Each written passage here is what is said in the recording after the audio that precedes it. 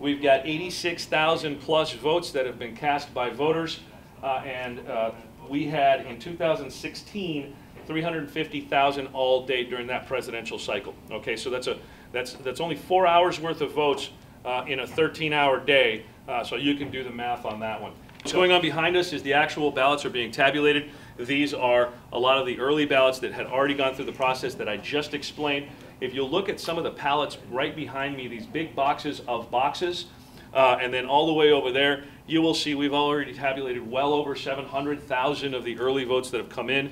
We've got a good chunk over 1 million early votes that are already in our hands and in the process.